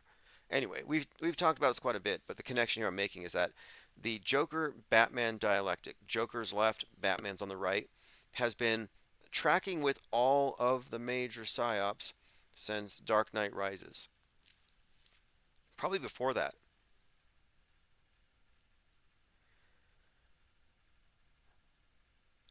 Conscious Daughter says it's a joke at this point. The people who fall for the alien invasion or second coming of a fictional character. You know, something to consider too. You know, we know it's a joke. We already pre-debunked it. But there's a lot of people who want to believe. And the number of believers outnumber non-believers. Like, one of the reasons why I say there's no chemtrails off-world stage is this. We want to get those who are on the other side of the screen, you know, those of us who have stepped outside, the deprogrammed, we want to get all of us to aggregate and form this parallel media. If we let people in, if we let people from Trutherville in, like let's just say the chemtrail group, like, okay, let's let them in because there's only a couple thousand of us. So let's let in chemtrail believers. Well, we'll be outnumbered by 1 million chemtrail believers. And there's a qualitative difference between any believer and those who insist on being knowers. There's a qualitative difference. They fell for half a dozen logical fallacies. We have rejected those. We have embraced agnosticism, informed non-belief. So we don't want to be outnumbered by believers. We can't let the group of auto-hoax purists be contaminated by someone or some group that has some kind of belief system that keeps them stuck in subjectivity, that keeps them 1 foot in the box. So no Mandalards, no chemtrail boofers are going to make it that far. And then again, it's because we don't want to be drowned out by believers. That's why we have to leave Trutherville. So when they fake, to my point here, is when they fake an alien invasion, I think it's safe to say that billions will believe. Millions will say it's rigged, it's a staged event, it's demons. But the number of people who will know how fake it all is are going to be drowned out by those who want to believe, by those who are being paid to promote it. And it'll, of course, it'll bring money. I mean, look, you hear Alex Jones constantly hyping up World War III and lockdowns and chaos. And why is that? It sells. Fear makes money. It's money. But beliefs sell, religions sell, cults make big money, and the alien cult is what it is. It's a cult. It's not going to go away. This is why we need to break away. As we break away into this parallel media, we don't have to be influenced by the current things in the sea of irrelevance. You know, they have their ups and downs, they react, they have chaos, they bounce off of the latest fake thing, and they're just adrift in a sea of conflicting, you know, mutually exclusive, it should be mutually exclusive narratives in their choose your own apocalypse reality. But I want to stay a safe distance away. I want to socially distance from the screen itself. You know, like you go to the zoo and you watch the chimpanzees rioting on the other side of the plexiglass. Yeah, that's the MSM mediated world. And I want to kind of step back from the glass a little bit. And this will also insulate us against any kind of provocateurs trying to insert this idea that we have to fight the New World Order. No, we don't. No, we don't. We can watch you fight them and observe it. Like, check this out. This just came out. On June 3rd, a podcaster, Jake Lang, announced, quote, a national constitutional militia. Now, listen to the anagram. It's called the North American Patriot and Liberty Militia. Now, do you want to be associated with this? I sure as heck don't.